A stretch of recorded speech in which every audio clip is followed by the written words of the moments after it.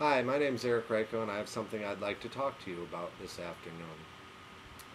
A professor I had, when talking about the importance of having dialogue about race and doing racial work, said that when it comes to your perception of how race impacts lives in America, don't ever think you have it completely.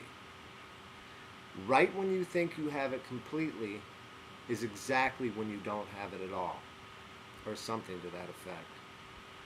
This struck a real chord with me because I think I have been thinking I had it for a long time. Early life experiences shed a lot of light on the racism that persists in American society. I was exposed to many injustices towards African American males especially, and became very aware of the privileges afforded to me by my white skin. When with people I knew thought like me, I pointed out the advantages other whites received from their skin color in this racist society. I ignored or never thought about all the subtle ways I was afforded luxury in this society because I knew that I had it. I couldn't be racist. I understood all there was to understand about how this racism persists and exists.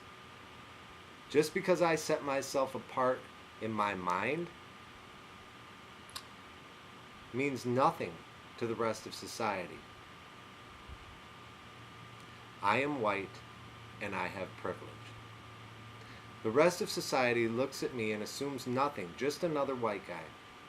This luxury is not afforded to those with darker skin tones. The majority of society attaches assumptions about character to people of color. This affects perception.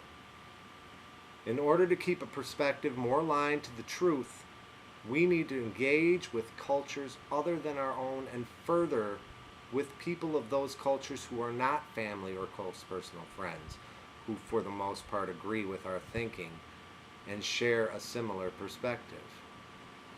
Just because I have had the experiences I have friends of color, a wife of color, and biracial children, doesn't make me immune to the privileges afforded to those of us with white skin and the skewed perceptions created by that privilege.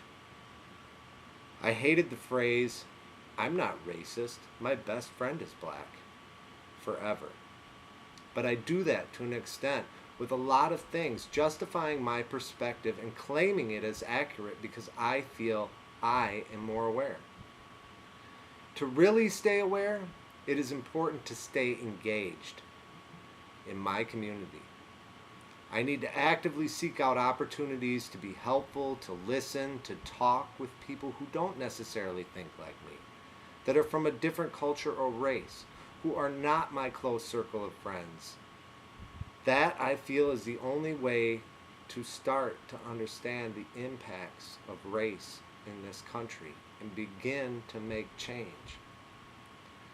This semester has brought attention to a need to be diligent in checking my perspective on all matters, but especially matters concerning race, by talking about it with others, listening to all kinds of people, and being unafraid of speaking my truth so I can gauge how true my truth is. It is necessary to gauge the accuracy of my perspective because of all the subtle ways my white privilege can skew it. We can't and should not rely on the media to tell us how things are. The truth lies with the people. That is the source we should come to trust. Future educational leaders will need to embrace this idea of engaging in meaningful experiences with cultures outside of their own if they hope to have a positive impact on the educational experiences of those they serve. Thank you for listening. This is Eric Reiko reminding you to stay engaged.